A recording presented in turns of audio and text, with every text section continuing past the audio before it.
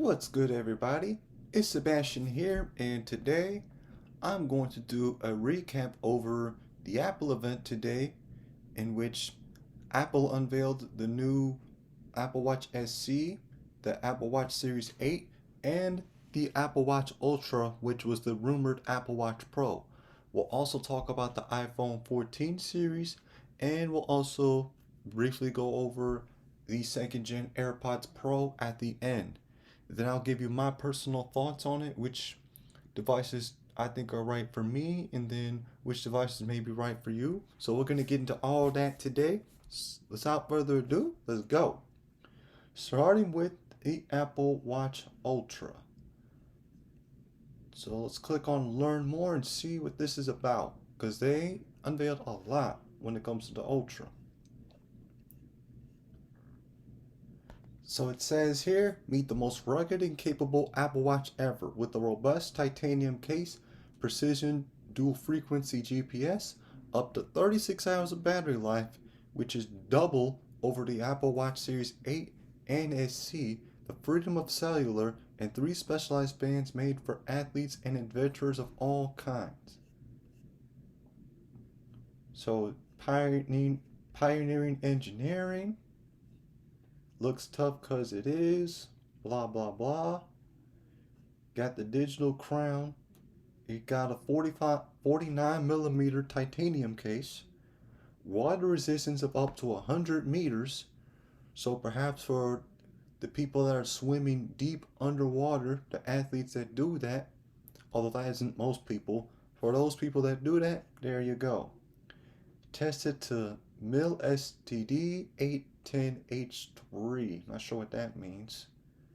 IP6 dust resistance.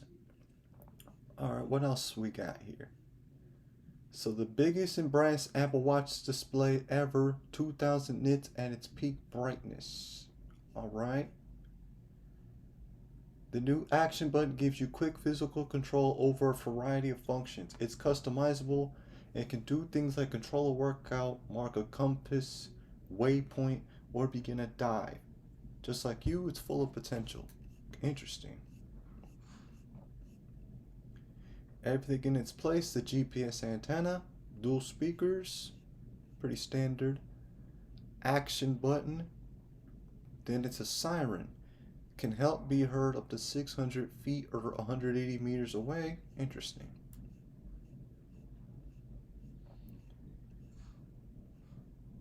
We have the side button, so this is for safety features like an emergency call, retrieving medical ID, or accessing the siren.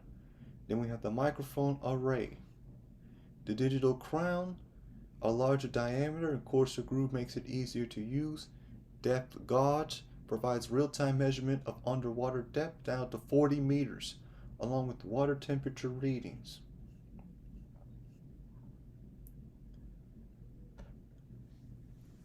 So as it stands, it can withstand 36 hours of normal use or 60 hours on lower power settings, which Apple claims is coming soon. Although let's be honest, who really needs 60 hours on a single charge unless you're going on a camping trip or something?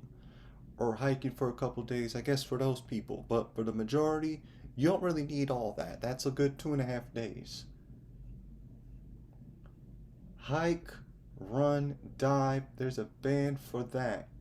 Okay, so Alpine, Trail, Loop, Ocean, Band. Interesting. Push farther, run wilder.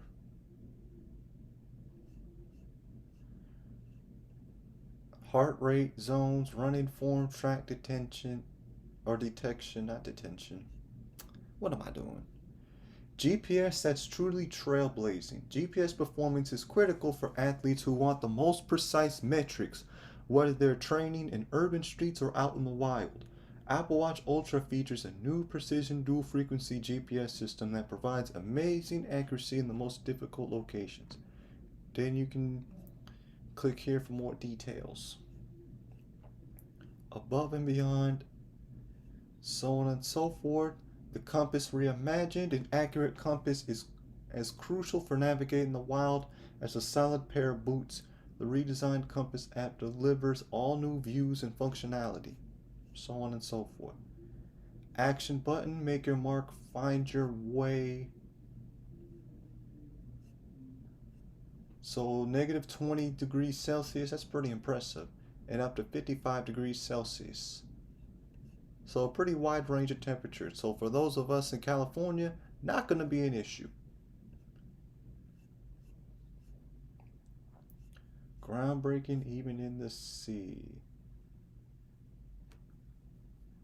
Built to withstand jet skiing in Manuala Bay or kite surfing, the George Apple Watch Ultra features a new depth gauge.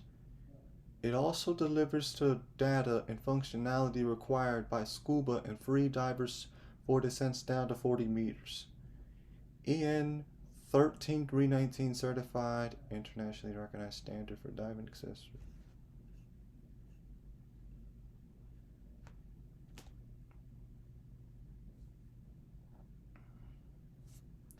A full-featured dive computer. Innovation taking to new heights. So, let's see. Powerful feature healths. Introducing temperature sensing. An innovative new temperature sensor enables groundbreaking insights for women's health and advanced cycle tracking, and it records overnight temperature changes, which you can see in the health app. And I'm pretty sure Apple includes this feature on the Series 8 as well. I'm not too sure about the SE though. Sleep tracking, pretty standard feature. Blood oxygen, that's Series 8 and Ultra only. SE, they cut that out to save on costs. Alright, so crash detection. So on the new Apple Watch series and the iPhone 14, Apple announced crash detection, which allows you to detect a crash when you're in a serious accident and alert your emergency contacts on where the accident occurred so they can come pick you up and save your life. To me, that's a pretty cool feature.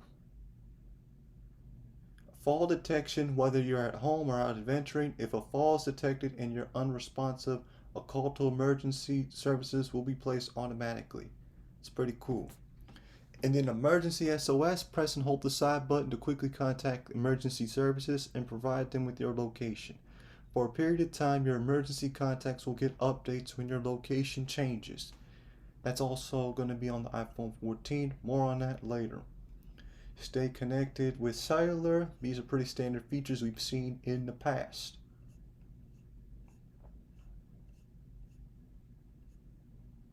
Alright. So the Series 8, those are pretty much incremental upgrades over the Series 7. Then the Apple Watch SE, it's the new version of it. So for these options, if you don't go with the LTE, I believe, the Series 8 starts at $400, the SE starts at $250, and the Apple Watch Ultra starts at $800. So we're going to compare the specs between the three. So for the Series 8, we have 45 millimeter, which is size of your wrist, or 41. Then for the SE, 44 or 40 millimeters, and for the Ultra, 49 millimeters, which is pretty thick. All of these are swim proof. The Series 8 and the Ultra are IP6X dust resistant. With the Ultra, it has this MIL-STD A10H certification 3. I'm not exactly sure what that means. The Ultra also has an action button, which the 8 and the SE lack. For the Retina display, all of these have up to at least 1,000 nits. The 8 and the SE have 1,000, while the Ultra has 2,000. Now what separates the 8 and the Ultra from the SE is that it's an always on display. You don't have to shake your wrist to see the time, for example. They also both include the blood oxygen app, which the SE doesn't have.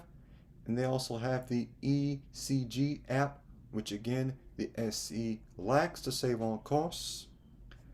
The high and low heart rate notifications, irregular rhythm notifications. All the Apple Watches have that.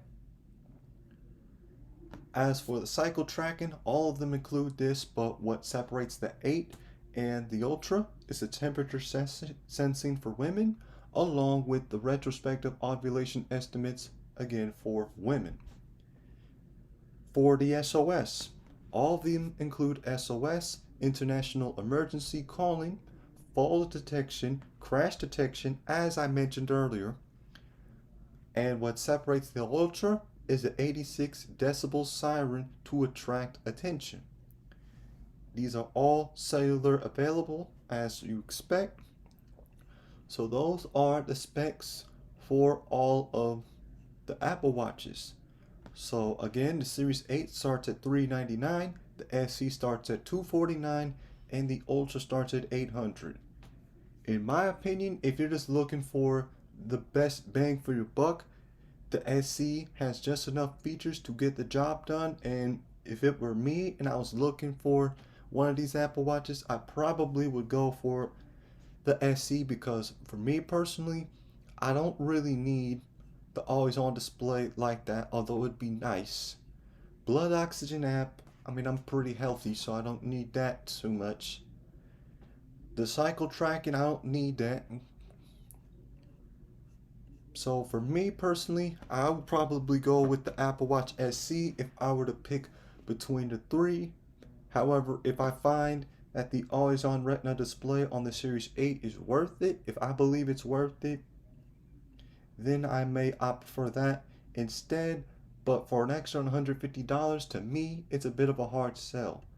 Not to mention, the default versions of all these Apple Watches, they don't include LTE, which means that you're going to need an iPhone in order to use this off of Wi-Fi. Or not off of Wi-Fi, you would need it to use without Wi-Fi on data, like you would use your iPhone. So let's look at this one, for example. The Series 8 Starlight aluminum case. Let's say this one. Okay, so you got the GPS and then the GPS cellular. So for those that want the cellular without needing an iPhone, then it would cost you $500 for the Series 8 with cellular. As for the SE, let's see. For the SE, it starts at $250 if you decide to get the 40mm, but if you get the 44mm, that's another $30, that's $280. Then if you were to get the cellular, then it would bump up the price by $50. So for me, depending on the size of my wrist, I'd have to get that measured. Then getting the GPS and cellular Apple Watch for $300 may be the best choice for me. May not be the best choice for you, although it probably is for most people, but it depends. As for the Ultra, Apple, I get it. You have the 2000 nit brightness, always on display, 36-hour battery life, which is more than a day. That's ridiculous. And a lot of other cool features like, oh, you can dive under 100 meters of water for those who are swimming. But let's be honest here. Most people are not diving like that on a regular basis. The most people that are diving is probably 6 to 10 feet when they're out in the swimming pool having cocktails and drinking. I mean, let's be honest. Or the kids swimming in the 3 feet pools from childhood until they hit maybe 13 or 14. Let's be honest. And I think Apple knows this. So they know that this isn't for everybody. So let's say, for example, we want small. So it'd be $7.99 to start. Now, do they? Oh. Okay, I was wrong. So they do have the GPS and the cellular for the Apple Watch Ultra. Okay, good on them, because imagine they charged $800 for the Ultra and it didn't include cellular. That would be some BS in my opinion.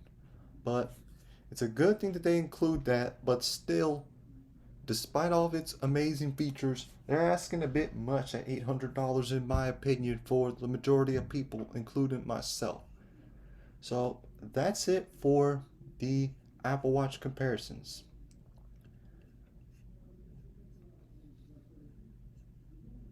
So let's see. So now what we're going to do is compare. Actually, we did that earlier, didn't we? Yeah, we did. So here's a little snapshot of the prices that you should expect to pay if you get the smallest sizes. Although if you go up in size for the Series 8 and the SE, that's another $30. So let's say you want to get the Series 8 at the cheapest price possible, $400 for the GPS version if you decide to get the 41mm Series 8. But if you want the 45, because maybe your wrists are a little thicker, that's going to cost you another $30. But if you want cellular on top of that, without the need of using an iPhone for a cellular connection, that's going to cost you another $100. As for the SE, as you see, the cellular data is going to cost you another $50, which is a pretty good deal. Only $50 more to get cellular connection without the need of your phone. As for the Ultra, it's going to cost $800, which is quite a bit, and I would only recommend this to people that going out on long hiking adventures, that are swimming a lot, swimming in deep ends, and this is for like maybe 0.1% of people. Most people aren't going to be doing this, so this is not for the average everyday customer. So with that being said, let's move on to the iPhones. So for the iPhones, let's start with the 14. So for the 14, it says big and bigger. One move that Apple made that is really interesting and is controversial depending on who you ask is they decided to introduce the iPhone 14 Plus here. As you see, they've been doing the 6.1-inch displays on their smartphones for a while, since the iPhone XR, which is the phone I'm currently using, but that's beside the point. I'll get to that later. However, they are introducing the iPhone 14 Plus, which is a 6.7-inch display, and they are replacing the mini series, which they did for the 12 mini and the 13 mini. And by the way, you can still buy it from Apple at a lower price, and we'll get to that later. But Apple decides, you know what? Not everybody's trying to pay $1,100 to get the biggest screen possible and the best battery life. So you know what we're going to do? We're going to cut the price down $200 and make a Plus model. So that maybe for the people that want great battery life but don't want to pay the price, the full price to get that great battery life, here you go, 6.7 inches. So I can see that for people that have bigger hands but don't have $1,100 to spare on, say, the 14 Pro Max. So it says our longest battery life ever. We'll see about that. Emergency SOS via satellite. The Apple Watch series does that too. A huge leap in low light photos. Wonderful. So the iPhone 14 starts at $800, which is what the 13 started at last year, and I believe the 12 started at 2 years ago. So it seems like that's going to be the base price going forward. And you got 5 colors to choose from. You got blue, you got purple, that's a lavender purple. You got midnight, so that's a gray, black, starlight. And then we have product red. Your photo, your font, your widgets, your iPhones, that's iOS 16. App tracking transparency, new safety, okay. Peace of mind when you're off the grid. If you don't have cell service or Wi-Fi, iPhone lets you text emergency services over satellite. Crash detection, a huge plus for battery life. Get our best battery life on iPhone 14 Plus, an awesome all-day battery on iPhone 14. So Apple claims that you can get 26 hours of video playback on the iPhone 14 Plus and 20 hours on the iPhone 14. Then add a MagSafe charger for faster wireless charging, which they've had since the iPhone 12. However, something to consider here when they make these claims of battery life, let's keep a couple things in mind. Number one, how many of you guys are using your phones just to watch YouTube videos, watch movies all day and nothing else? I know one thing, it damn sure ain't me, even though I use my phone to watch a lot of YouTube videos. It's not the only thing it's good for. So to be honest, I mean, it's a simple way to measure battery life, but it doesn't give you the full picture. So we'll have to see once tech reviewers start to get their hands on these phones and see how good the battery life is. But with these claims, you'll probably get a full days of use, if not two, depending on how much you use your phone. 21% more screen, OLED technology, that's a standard feature, compact, more detailed, this, that, better low light photos on the main and the ultralight. Those are some interesting claims. Going steady, so when you're taking videos, this feature claims that it's able to stay steady on the objects, such as say yourself, say someone's taking a video of you running or something on social media. It should be stable according to Apple. Again, we'll see about that. Home movies that look like Hollywood movies. I don't know about that, Chief. I don't know. Again, that's their spell. You know how Apple do. Wait a minute. What does that say? Hold up. Oh, I see what you're doing. I see what you're doing. See, selfie, you'll flip over. I see you. Y'all not slick for that. And then it has the A15 Bionic chip, which is the same chip that they used last year. iPhone 14 has the same super speedy chip that's in the iPhone 13 Pro. This is a fascinating move here, because to be honest, if they include the A16 Bionic, then there wouldn't really be much incentive to go for the Pro models. Now, one move that Apple's making that is fascinating is they're getting rid of the SIM tray.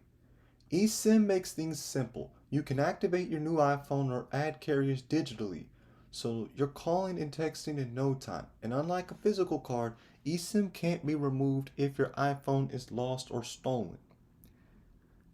I'm interested to see how that works in case I upgrade to this. So those are the iPhone 14s.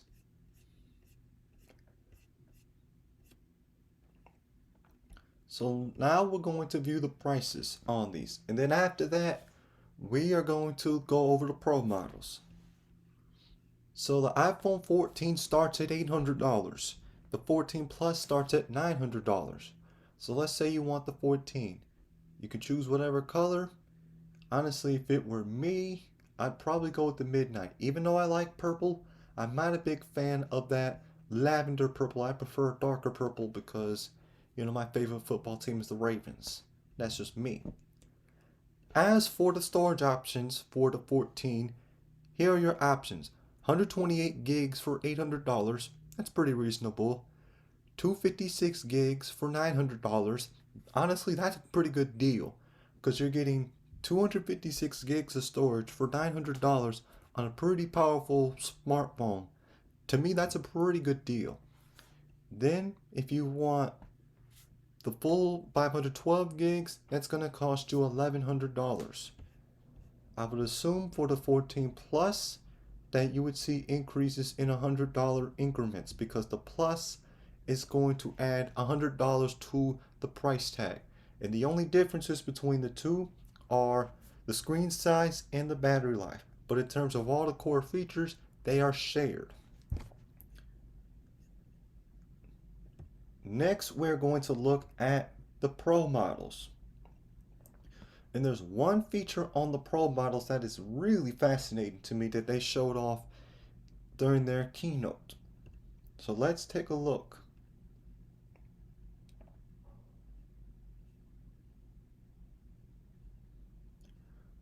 All right, here's the 14 Pro.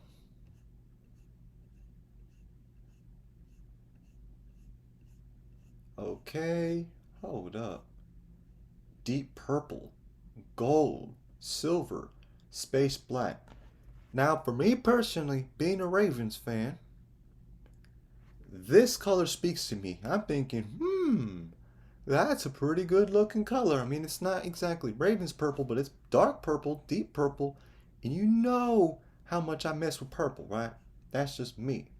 Then here's gold, silver, and space black. Designed for durability with the ceramic shield, tougher than any smartphone glass.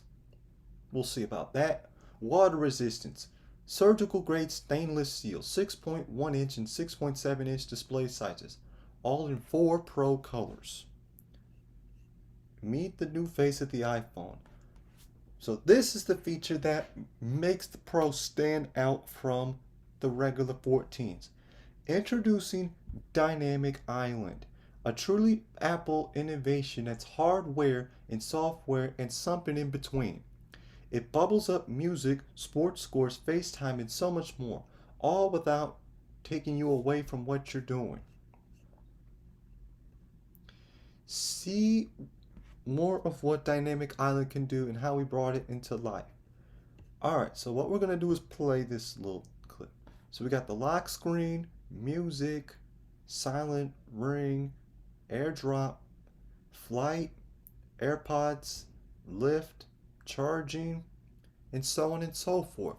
So essentially, we're going to play it again, and you'll see how it expands depending on the notifications. Now this is really cool in my opinion, that space there is being used for some other than just, oh, it's there, it's a notch. Some people may not like the hole punches that big, but to be honest, with all the cool features that this Dynamic Island has, I think it's reasonable. And it makes this stand out a little bit from the regulars. Another feature that makes it stand out from the regular is the always on display. Now, I know some people are going to say, but Android's been doing it for years. And to that I say, yeah, you're right. They've been doing it for a while. And this is one of the gripes that a lot of people have with Apple is when it comes to certain features like this, that they come later. Like, oh, but Android or Google or blah, blah, blah, Windows did it first. And I understand their point, like, oh, they're just ripping off the different features and blah, blah, blah, blah, blah. Are they though? Are they ripping off other features or are they just going right by the standard? You could make that argument, but it's like saying, oh, well, Nissan is ripping off the features of the new Hondas with the digital screen, this and that, and the new 2022, this and that.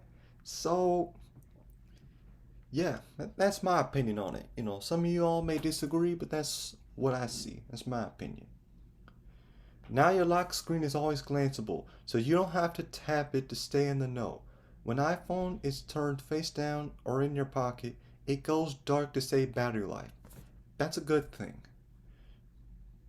That's a good thing. So it goes dark to save battery life, all day battery life, so on and so forth.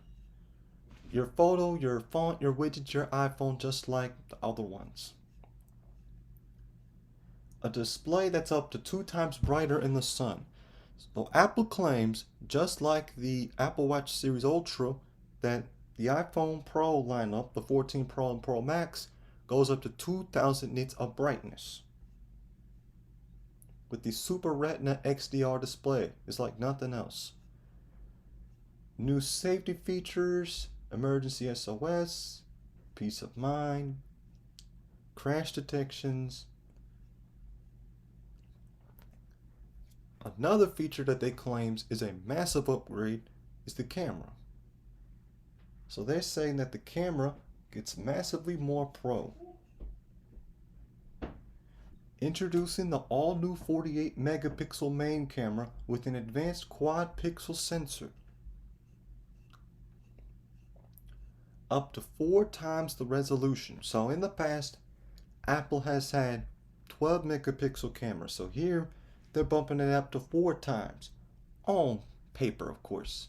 Now how that will make a difference in real life, again, remains to be seen, because that's what we care about, the real world usage.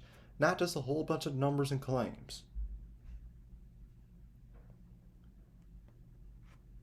So from this graphic of the ocean, and then you got a trail right there, got a bunch of plants, mountains. It looks beautiful. It looks really gorgeous. No cap. iPhone 14 Pro raises the bar for what 48 megapixels can do, delivering 4 times the resolution in Pro RAW for mind-blowing detail in every crop. A 65% larger sensor than the iPhone 13 Pro. Interesting. The quad pixel sensor on the main camera makes the most of 48 megapixels by adapting to what you're shooting, and so on and so forth. So let's go back. The picture of versatility. Again, as usual on the Apple websites, the pictures are pretty nice. So we got the ultra wide macro, the main, the new 2x telephoto lens, 3x telephoto lens. And just like in the past, what separates the pros from the regulars in terms of the camera system is that the pros have the telephoto lens, which allows you to zoom in more, in which the regulars lack. That's what separates them. Much more detail and much less light. Up to 3 times better low light photos in the ultra wide camera, up to 2 times better low light photos on the main camera, 2 times better low light photos.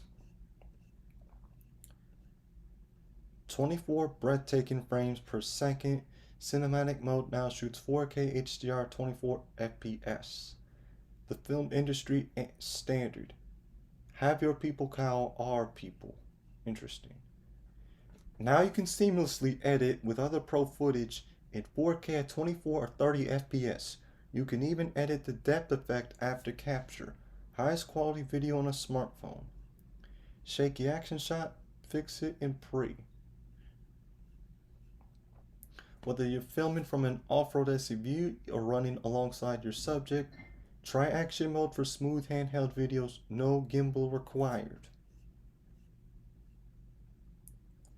So these are the cameras, here are the specs, you can read that out. A camera in its class by its selfie. Real corny, Apple. Y'all ain't shit.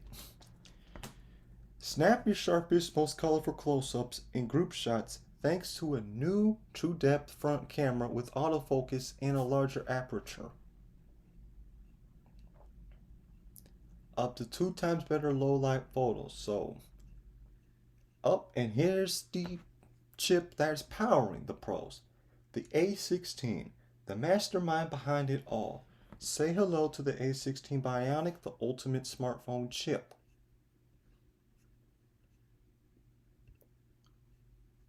So here are some of the specs. Nearly 16 billion transistors for industry-leading speed and efficiency. Faster 6-core CPU handles demanding workloads smoothly and efficiently. The neural engine performs nearly 17 trillion operations per second, allowing for a pixel-by-pixel analysis to optimize your photos. 5-core GPU with 50% more memory bandwidth for complex graphics in the latest mobile games. Advanced ISP powers the creative flexibility of the quad-pixel sensor. Power-efficient performance allows A16 Bionic to run at blazing fast speeds for longer. The secure enclave in A16 Bionic protects personal information like Face ID data, contacts, and more. A battery that's all in all day, even with so many new capabilities. iPhone 14 Pro still delivers amazing all-day battery life. So they claim 29 hours of video playback on the 14 Pro Max and 23 hours on the 14 Pro. And just like the 14 model, the SIM tray is a no more.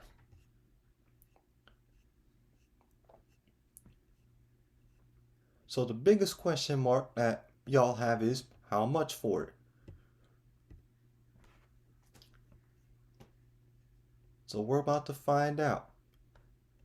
So if you want to get the Pro, it's gonna start at $1,000.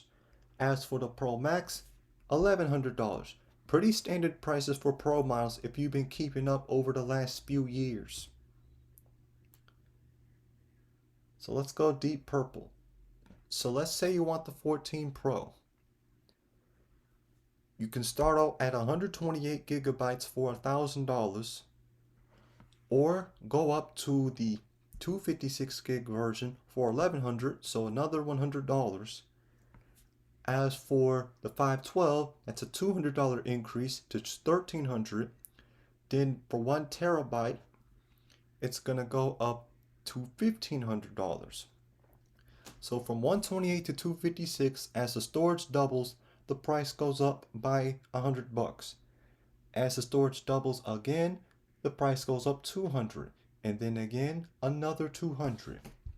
But let's say you want the 14 Pro Max. It's going to start at $1,100, then $1,200, $1,400, and $1,600. So if you were to do a 24-month financing, it'd be $66.62 a month before the trade-in. So this is the most expensive iPhone that they have to offer.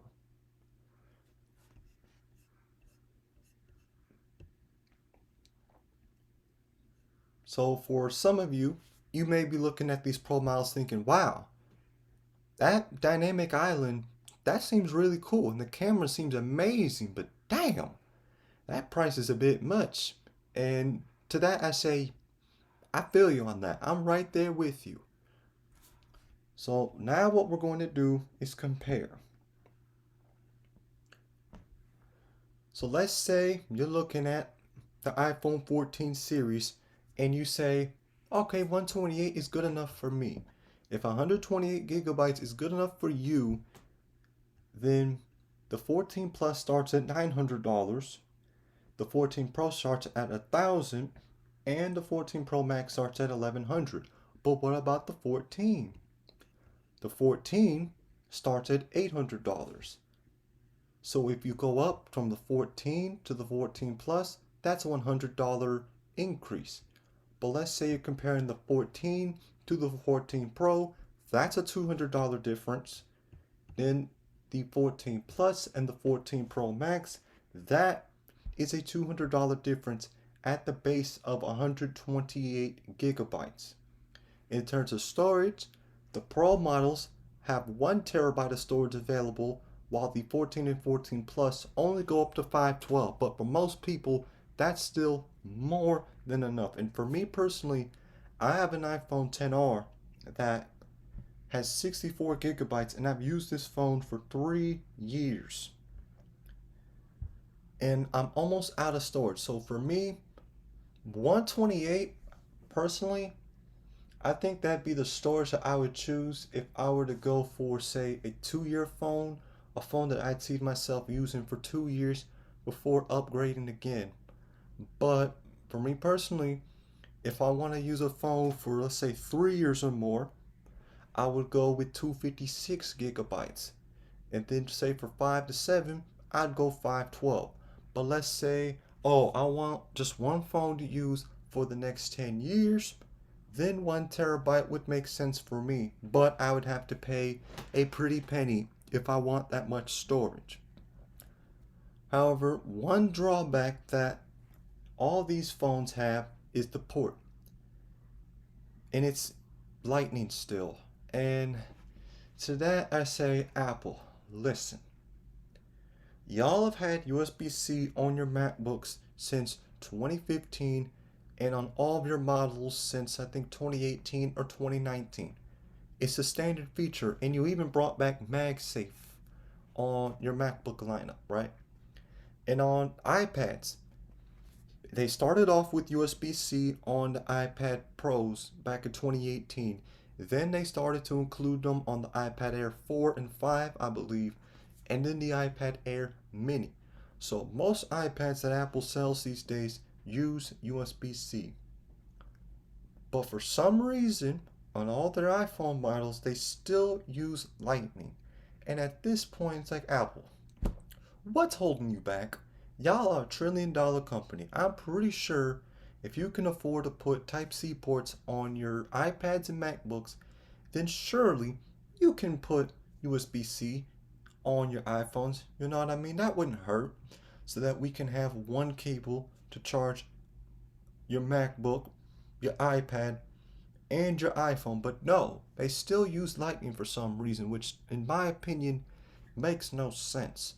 However, the battery life specs on the new 14 models do make up for it, but in my opinion, it is frustrating that Apple still uses Lightning, even though they could have added that, I think, in 2019. In my opinion, that's when they should have added that, because USB-C is the industry standard for not only smartphones, but earbuds besides Apple's, along with tablets, laptops, Nintendo Switches. It's the industry standard. So for them to still use Lightning in 2022 on their most popular product is mind blowing to me. And personally, I don't get it. But that's just me. Now, some people may not care because they might think, oh, as long as the battery life's good and my phone charges fine with the reversible port, which Lightning is and has been for years, then okay, fine. But personally, I don't want to have to carry around Lightning cables. But it appears I'll have to if I choose to upgrade to any of the 14 series. But that's just a personal pet peeve of mine. Now, some other things that I'll point out. So with the iPhones,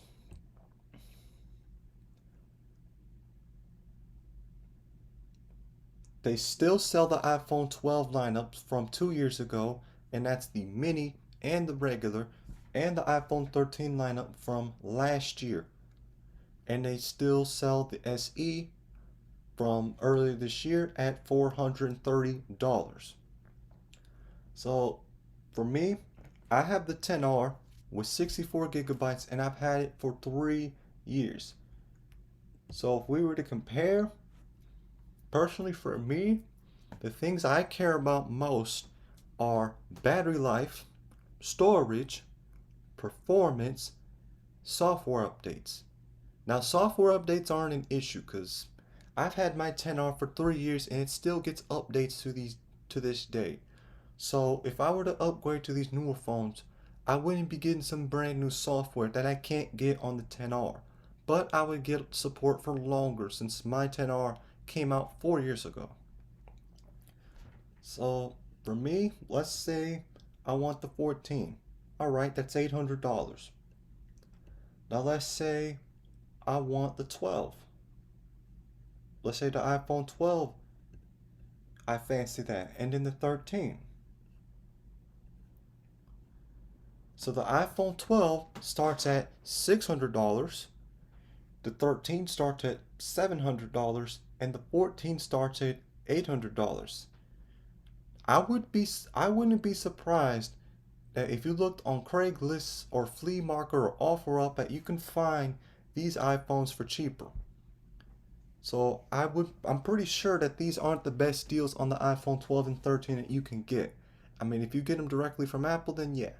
But if you're looking at carrier deals or secondhand market, I'm sure you can find them for way cheaper, right?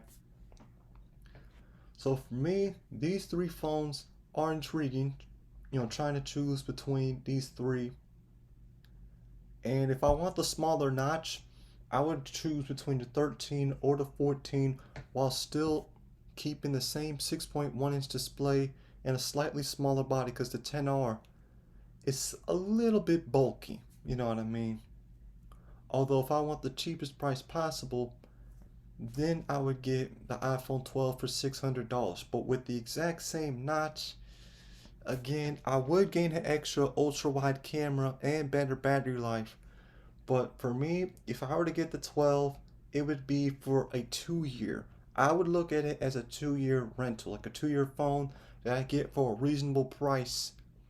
So that way, in 2 years, once I graduate from college and get a full time job, I can upgrade to the phone I really want. So, in my opinion, if I were to go for the 12 right now, it would be a 2 year.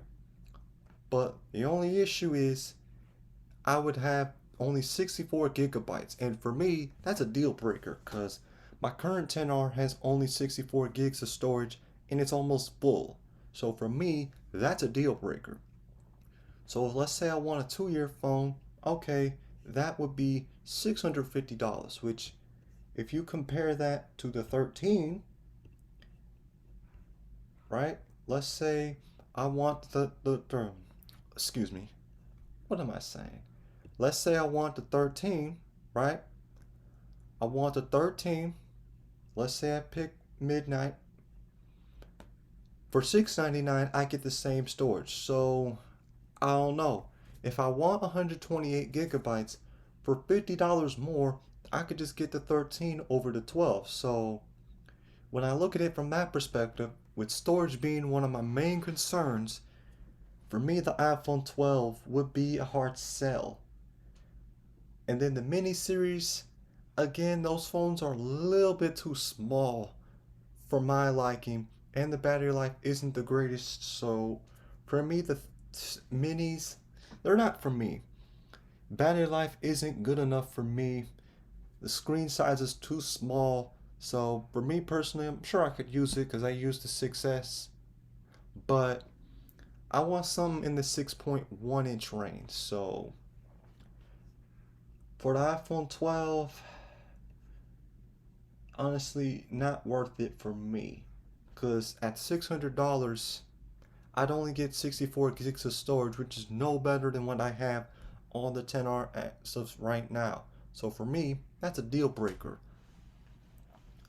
However, with the 13, the 14, and the 14 Pro, the 13 is $700, the 14 is $800, and the 14 Pro is $1,000. So let's look at these. So 6.1 inch displays, blah blah blah. So battery life on these seems pretty good. 5G. Yep. And then all these specs. 1200 nits, size and weight.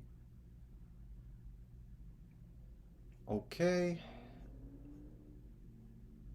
It's interesting that the weight on the 14 is slightly lighter than the 13, but it's not noticeable. Nobody's going to really feel it, if we're going to be honest.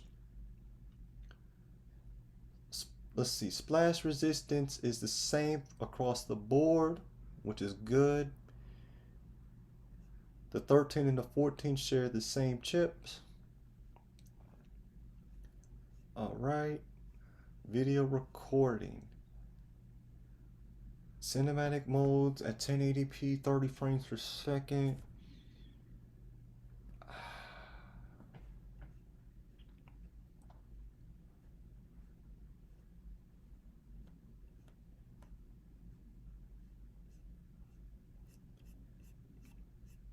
So personally, if I were looking for a new phone, which I am, I would choose between these three.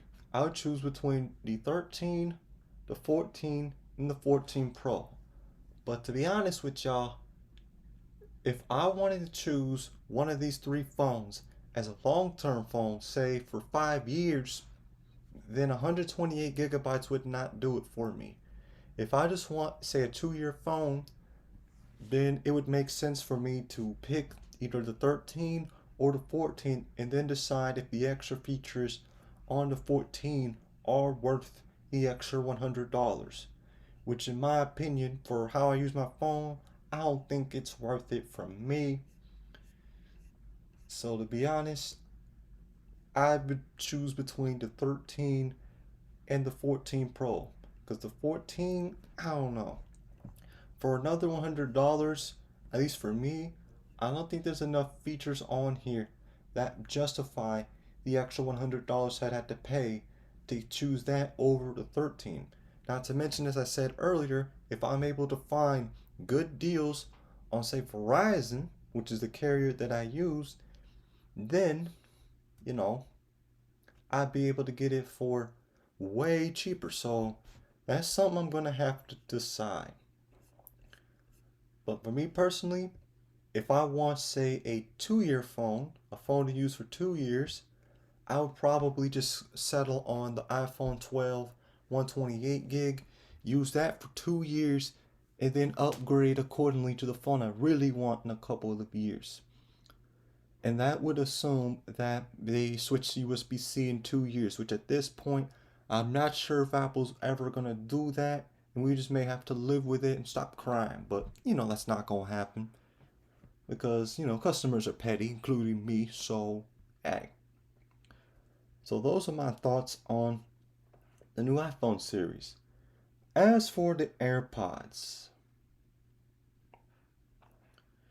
the all-new AirPods Pro, $250. So let's take a look at these. So these are the second generation AirPods Pro, rebuilt from the sound up.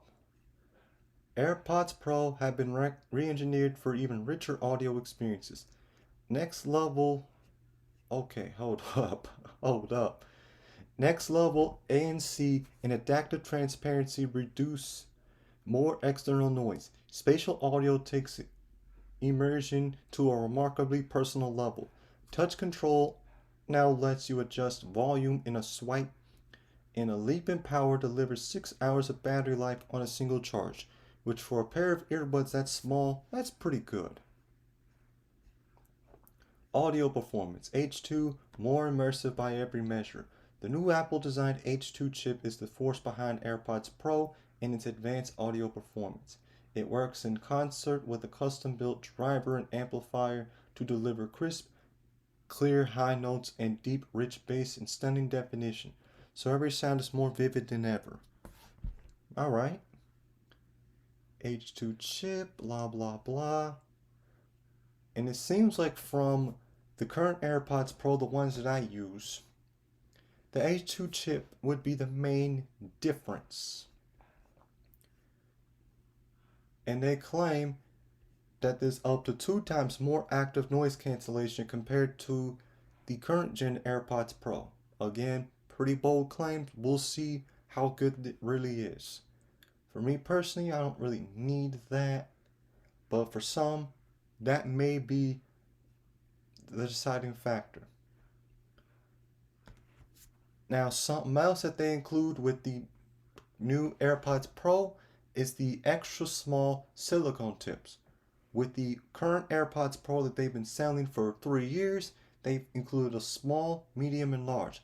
But for the people with the teeny tiny ears, and you know exactly who you are, now you have the extra smalls. But you're going to have to pay $250. Reduces noise at 48,000 times per second. Nobody gives a shit, if we're going to be honest. A higher level of control. Touch control lets you easily manage playback functions. Interesting. So swipe up or down to adjust volume. They don't include that on the current AirPods Pro. And to be honest, that's a really nice feature. Press play or pause to end calls, or hold the switch between active noise cancellation and adaptive transparency. Now, a question I have for Apple is why didn't you include this feature on the first gen AirPods Pro? Or maybe it's something that I don't know about, but it seems like now on the new AirPods Pro, you're able to swipe up and down to control the volume, which to me is a really nice feature. So swipe up or down, and is it in the back like this? Should be because there's a green dot. But still, Apple, it's a nice feature, but it's a little strange that it took you 3 years to add that feature when it should have been there from the start. Just saying. Personalized sound, spatial audio, they've had that for years. Case and battery life. Of case and unmistakable power. The new MagSafe charging case is loaded with features that make listening on the move especially convenient.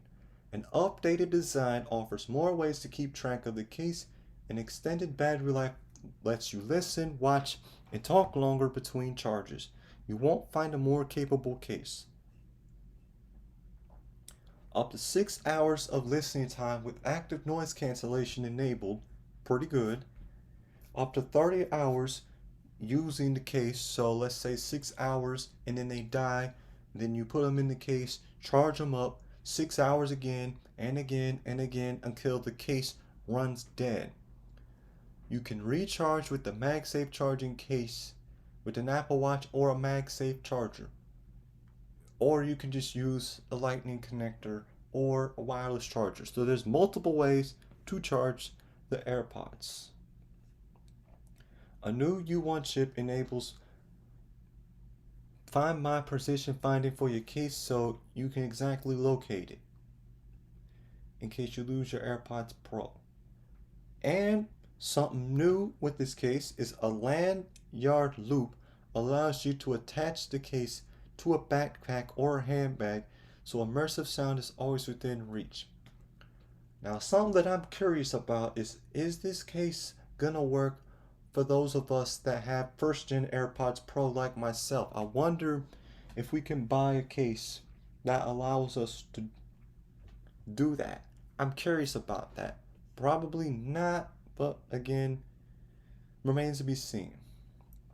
The case's built-in speaker plays sound to help you easily locate it. Hold on, do my current AirPods Pro have that? Let me see. No, they don't. Okay, so that's another little trick. Interesting. Both AirPods Pro and the MagSafe charging case are IPX4 sweat and water resistant.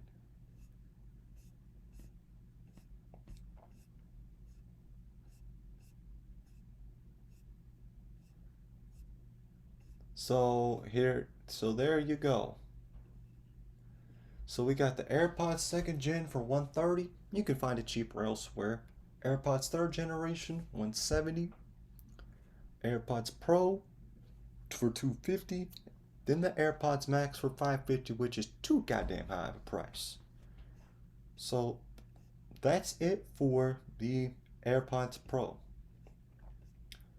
So from what I saw, the main differences between the new AirPods Pro that they announced and the current AirPods Pro that they've been selling for 3 years, the ones that I and millions of other people own, the main differences are an extra hour of battery life in active noise cancellation mode, according to Apple, better ANC, and they say twice as much, again, remains to be seen, a new case which has a speaker at the bottom which helps you locate them in case you lose them, because God knows everybody loses their AirPods, including me.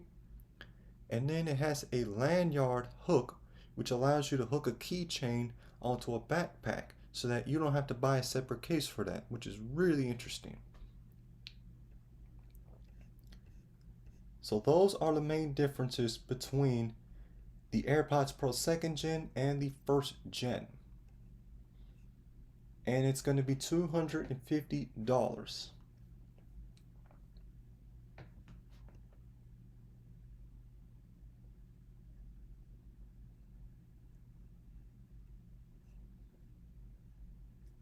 Alright, y'all, so it's been over an hour. I'm going to stop share here.